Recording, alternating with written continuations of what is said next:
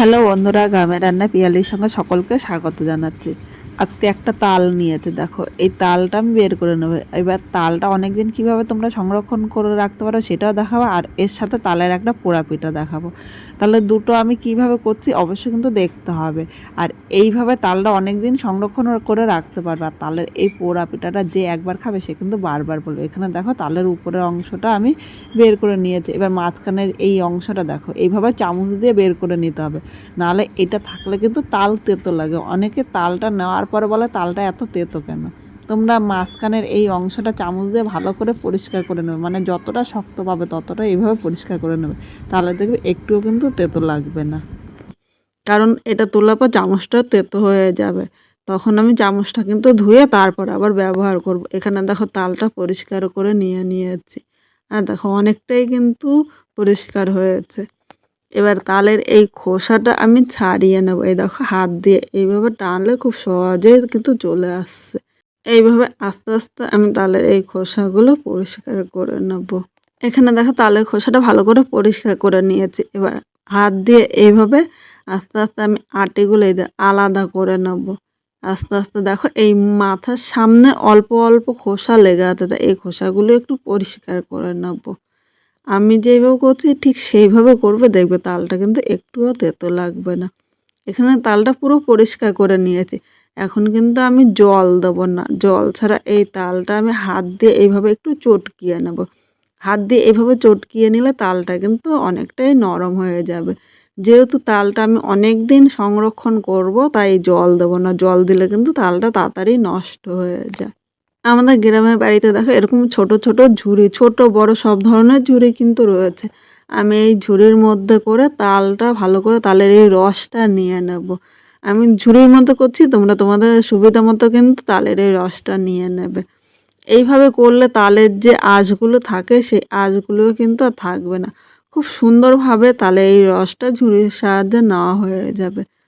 এখানে আমার 3টে তালের রসই নেওয়া হয়ে গিয়েছে। এবার ঝুড়িটা একটুখানি ঝাঁকি দিয়ে নিলাম, মানে ওর গায়ে যেইটুকু তাল লেগেছিলো সেইটুকু তালও কিন্তু পড়ে যাবে। এই দেখো এখনও কিন্তু অল্প অল্প তাল রয়েছে। এইভাবে আমি হাত দিয়ে পরিষ্কার করে নিয়ে নিলাম।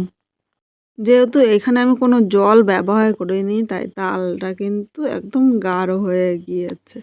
এবার এই তালটা দেখো এই বাটির মধ্যে আমি নিয়ে নেব, কারণ আমি কিন্তু অনেক দিন সংরক্ষণ করে রাখবো, এর জন্য বাটির মধ্যে তুলে নিলাম। এবার চলো রান্নাঘরে যাই। রান্নাঘরে গ্যাসের উপরে একটা কড়াই বসিয়ে এর মধ্যে তালটা আমি নিয়ে নিয়েছি। তালটা এখানে গরম করে নিয়েছি। আমি কিন্তু এখানেও জল দিইনি, শুধু তালটাই উনানের মধ্যে গরম করে নিয়েছি, আর সামান্য একটু লবণ দিয়ে দিয়েছিলাম।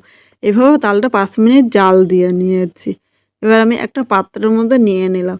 এই তালটা ঠান্ডা করে যে কোনো এয়ার কন্টেনার মধ্যে ভরে একটা ফ্রিজের মধ্যে রেখে দেবো।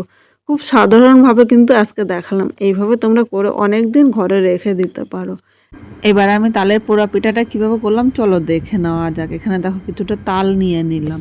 এবার এর ব্যাটারটা তৈরি করে নেব। এর জন্য এখানে আমি একটা পাত্র নিয়ে নিলাম, আর এই বাটির মাপেই কিন্তু সব কিছু নেব। এখানে দেখো 1 বাটি ময়দা নিয়েছি, আর 1 বাটি ময়দার জন্য এখানে হাফ বাটি সুজি নিয়েছি। অবশ্যই কিন্তু তোমরা মাপটা মনে রাখবে, সঠিক মাপ হলে পিঠাটা খুব সুন্দর হবে। এবার এই জায়গায় স্বাদ অনুযায়ী লবণ দিলাম। এর সাথে হাফ চামচ মৌরি দিয়েছে, আমার কাছে মৌরির গন্ধটা খুব ভালো লাগে। প্রথমে লবণ ও মৌরিটা একসাথে এইভাবে মিশিয়ে নেব। এবার এখানে আমি চিনি নিয়ে নিলাম, মানে মিষ্টিটা তোমরা যেরকম খাবে সেই হিসাবে নেবে। এখানে আমি 3 চামচ মিষ্টি নিয়েছি, এর কম বেশি হলে কিন্তু অসুবিধা নেই। এবার এই মিষ্টিটা একবার ভালো করে মিশিয়ে নিতে হবে। এবার এখানে আমি একটা কলা নিয়েছি, কলাটা হাত দিয়ে এইভাবে ম্যাশ করে নিচ্ছি। এই পিঠের মধ্যে কিন্তু অবশ্যই একটা কলা দিতে হবে, কলা না দিলে এই পিঠেটা কিন্তু সুন্দর ফুলবে না। কলাটা ম্যাশ করা হয়ে গিয়েছে। এবার এই জায়গায় আমি তাল নিয়ে নিলাম। তালটা দিয়েই কিন্তু এই ব্যাটারটা তৈরি করে নিতে হবে। এখানে কিন্তু আমি জল ব্যবহার করব না। প্রথমে আমি 2 হাতা তাল নিয়েছি। এবার তাল, কলা ও ময়দাটা এর সাথে ভালো করে আমি মিশিয়ে নেব। এখানে দেখো আর একটু তাল লাগবে, আর প্রথমে বলেছিলাম আমি কিন্তু একটুও জল দেব না। এর মধ্যে আর একটু তাল আমি নিয়ে নিলাম। এইভাবে সুন্দর একটা সফট ব্যাটার তৈরি করে নেব। খুব বেশি পাতলা বা খুব বেশি কিন্তু আমি মোটা ব্যাটার তৈরি করব না। মিডিয়ামভাবে আমি ব্যাটারটা তৈরি করে নেব। এখানে দেখো ব্যাটারটা তৈরি হয়ে গিয়েছে। এবার হাত দিয়ে একটু ফেটিয়ে নেব। যত ফেটানো সুন্দর হবে এই পোড়া পিঠাটা কিন্তু ততটাই খেতে লোভনীয় হবে। ব্যাটারটা একদম পারফেক্ট তৈরি হয়ে গিয়েছে।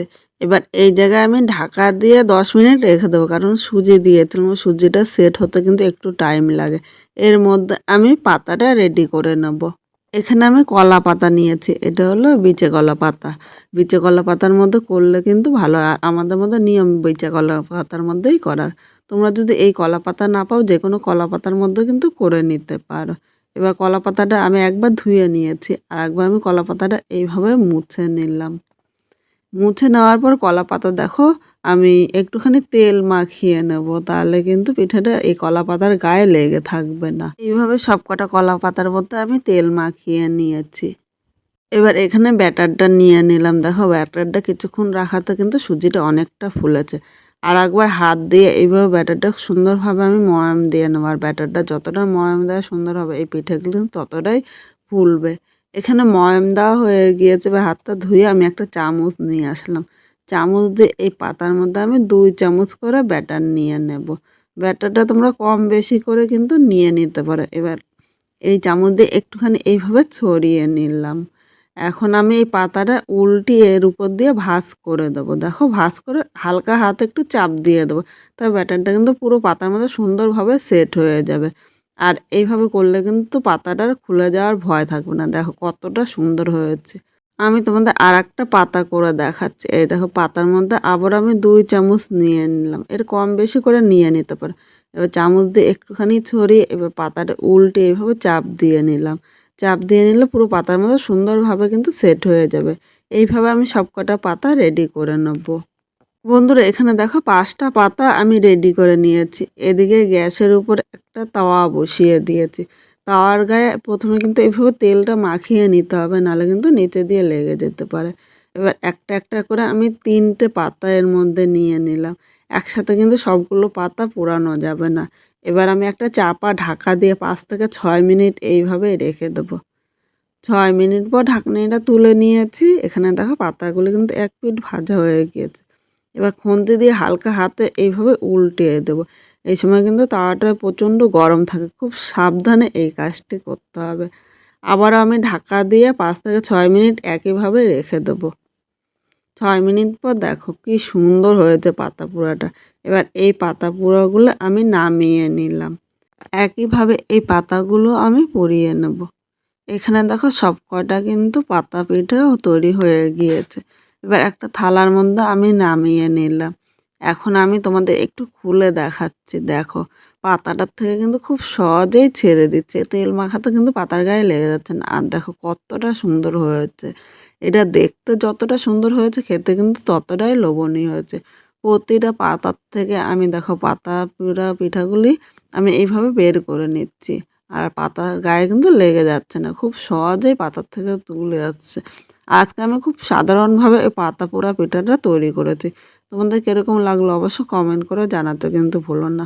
নতুন কোনো বন্ধু এই ভিডিওটি দেখতে আসলে ভালো লাগলে একটা লাইক শেয়ার ও কমেন্ট করবে।